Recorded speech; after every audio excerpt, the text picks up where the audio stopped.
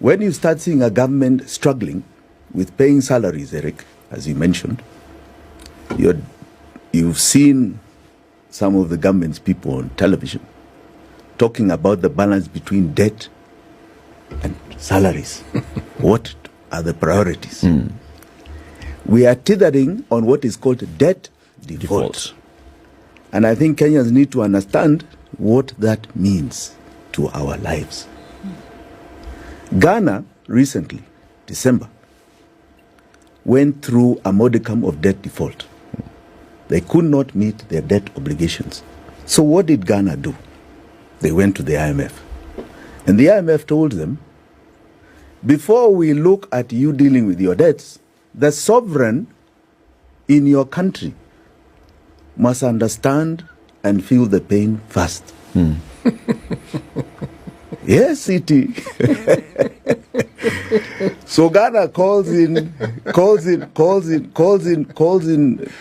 their bonds and says, now, if you have a bond of 10,000 shillings, you now take it at a discounted rate of 30%. So it shaves off people who had lent it domestically. Yes, basically it shaves off 3,000 shillings and says 7,000 is yours. Now this 3,000, come back for it in 3 years. The next 3 years is 0% interest, but in 3 years you come, we'll give you 3%. But it didn't stop there. They went to bank accounts because the threat of banks collapsing is huge. So they come to your bank account. They raid your current account. They do the same thing. Here they will raid your M-Pesa and do the same thing. What is raiding and doing the same thing? What does that mean? It means that if you have a deposit in your M-Pesa of 10,000 shillings, they will take 30%. And you then have 7,000. So your balance, if you have a current account, your balance suddenly becomes 7,000. Becomes 7,000. Who is the sovereign? It's you, the citizen. How do you starve off a bank collapse? You detain the cash. You detain the cash.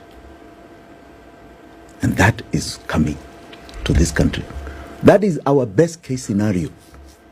That is our best case scenario. Right, I'm waiting for But what has it happened? What has happened to Ghana in 4 months? You've had an inflation rate that went from 12% to 45%. Yeah. So even whatever money you have left has become half its value on the market. Right. All right? Its purchasing power. The 7,000 that was left on M-Pesa is now worth 3,000. 3,000. Yes. This is where we are headed. And that is our best case scenario. If you see Greece, if you remember the issue of Greece, they closed the banks. Literally. For with 4 people's years. deposit. Your money was locked up. Yeah. Lebanon, they are still closed. And the currency has lost 90% of its value. Lebanon is still closed from 2019. Banks are closed. You're told, we'll give you a little stipend every month for you to try and exist, of money that is yours in your bank account. So our best case scenario is the Ghanaian situation. This is a reality to our lives going forward. And what are the implications of this? The implications mean that you cannot have the life that we are living today.